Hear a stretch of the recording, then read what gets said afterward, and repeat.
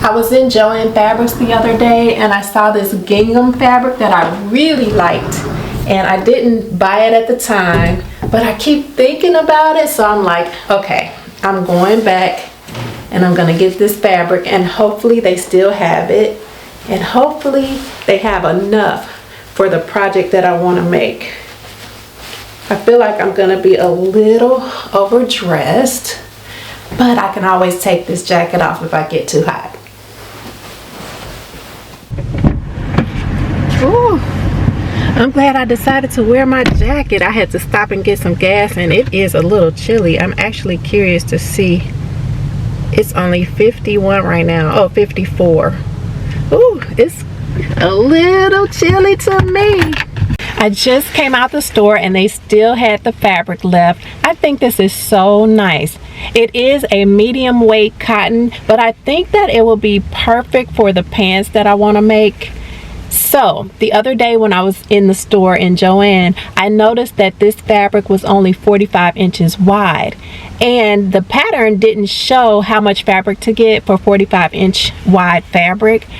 So for 60-inch wide fabric, I knew I needed 2.25 yards. So I opened up ChatGPT, which I love. I love ChatGPT, and I went on there and I asked how much fabric I should get for 45-inch wide fabric, and ChatGPT said to get 3 yards, which is what I got. And check this out. And might not have a full, oh no, yeah, exactly the 3 yards. Oh, perfect. Okay, great. So the fabric was on sale, and I was able to take advantage of the end of the bolt discount. Stopped at Trader Joe's on the way home. I'm gonna rebag because the bag is a little too heavy. But let me show you what I picked up. So when I get home today, I'm planning to make some Brussels sprouts, and I like getting the shaved Brussels sprouts from Trader Joe's. I got 3 bags. Then I got some grilled chicken already cooked. This is a hit at my house. This is blackened chicken breast fettuccine alfredo. Got that. That's 1 bag. And then I got some rice. So I got a lot of things that are easy to just heat and go. So this is rice already frozen. Put it in the microwave a couple minutes and it's done. I love this. This is so good. It has a little spice to it. I like to add red peppers. You know, red pepper flakes. But yeah, got 2 of these. And then the last thing I got was this ice cream. This is, what is this? Non-dairy frozen dessert, but it's chocolate flavored. Why is this loose? Oh, okay, I wanted to make sure it was still sealed up. But yeah, this is really good too. So I'll take this, and I like to add like milk to my ice cream to stir it up to soften it. And then I'll add like chocolate chips, maybe even some whipped cream and some nuts. Ooh, that's some good eating. With the gingham fabric, I'm planning to make McCall's 8563, the pants.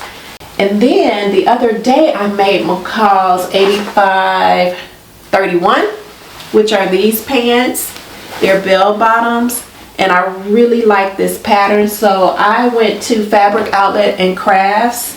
They have another store that's called SAS Fabrics, and SAS Fabrics has an online store. I've never purchased online, but they do have an online store if you want to check it out. And I picked up this corduroy fabric, so I want to make McCall's 8531 again, these pants, and this time I want to make them in corduroy. In the first pair of pants, I shortened the legs here by 2 inches. I'm going to let them down by a 1/2 inch. I also want the waist to fit a little closer to my body, so I am going to increase the dart. I just did a 1/4 inch on each side of the leg. I just came out a 1/4 inch and drew a line down to the dart point. I'm making view C this time, so there won't be any welt pockets or any pockets along the legs, and I'm also leaving off the belt tabs. I decided to use these pockets to put on the back. This is McCall's 8458. These are the back of the pants, and I did shorten one of the back pockets, so this one is short and this one is a little bit longer. The pockets have pleats. There are 2 pleats in each pocket. Look at these little puppies. Oh my goodness, they are so adorable. The one on the left is the tiniest little puppy I think I've ever seen. Hi guys. I finished the corduroy pants. I just need to put a button on the front and then I can show you how they look on. I am about to go to Costco. I was sitting here trying to think about what I want to make for dinner, and I think I've decided I want to make some fish.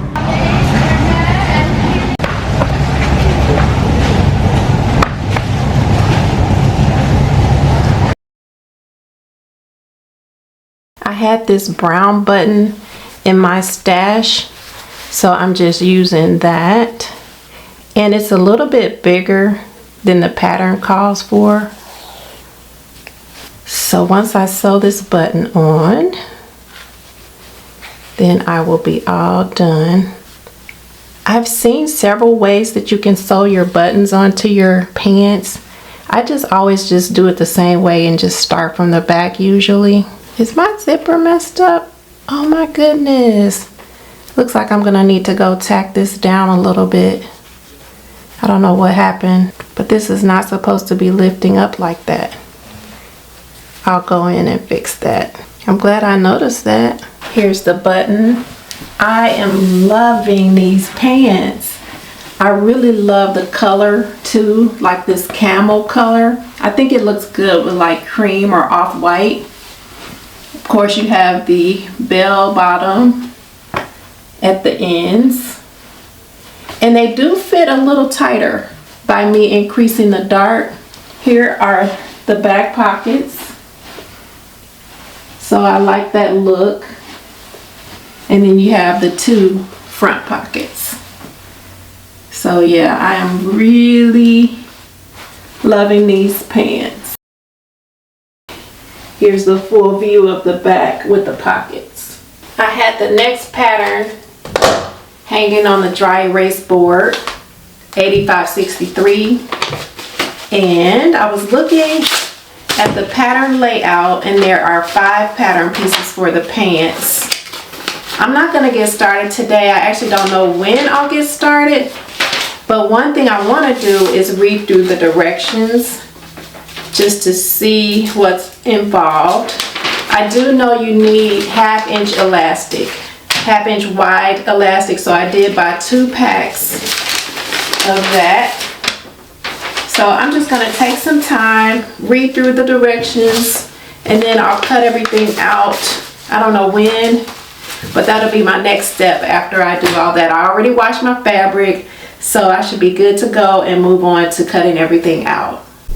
I cut out all the pieces. There is elastic that will have to go through the waistband area. This is the casing. So there are stitching lines right here, and these need to transfer onto your fabric so that you can see these lines, because you need to stitch on top of them for the casing for the elastic. So what I like to do is mark with a clip or snip into the beginning of the line. So I've just put a snip here, did the same thing on this side, snip, snip, which is indicated here. And then I just take a ruler and connect the snips, and then I just draw a line.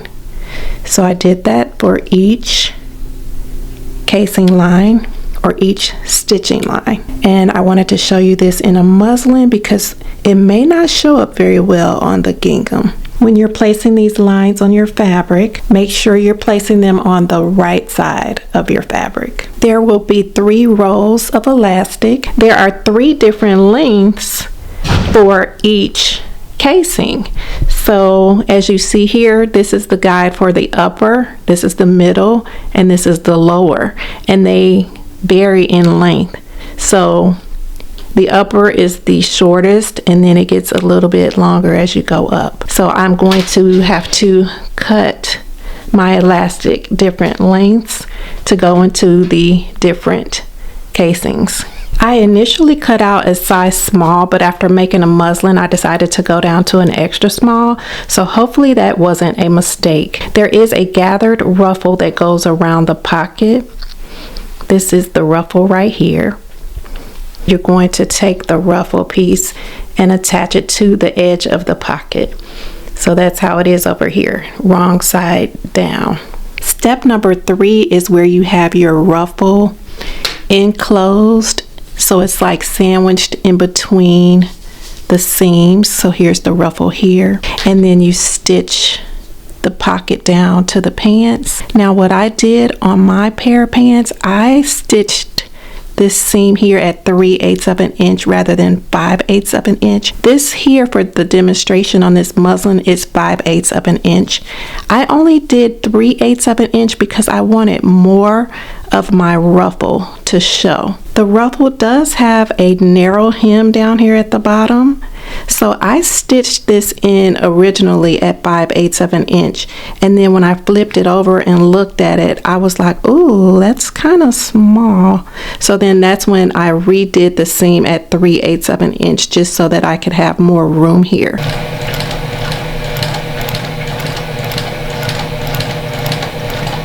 I'm going to pull these 3 elastic pieces through each opening here until I get to the other side, and I'm just going to pull them all at the same time per the directions. It did take a little bit of time to get the elastic through the opening, but it is in there now, and I'm just going to slip stitch these openings closed.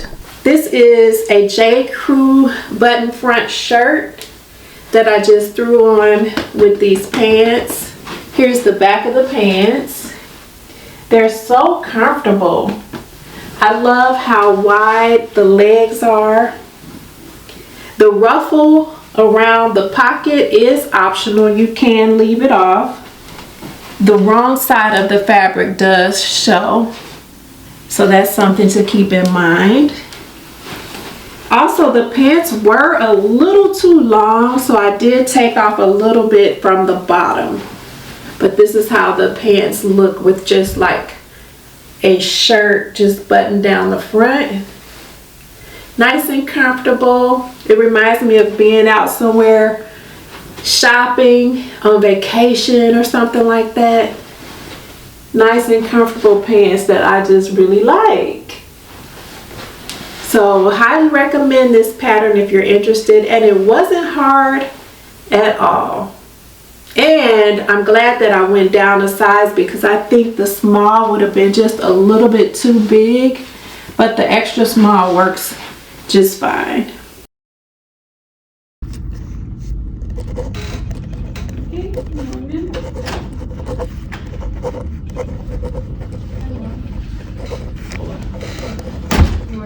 Morning. Try to have an old voice, only one world.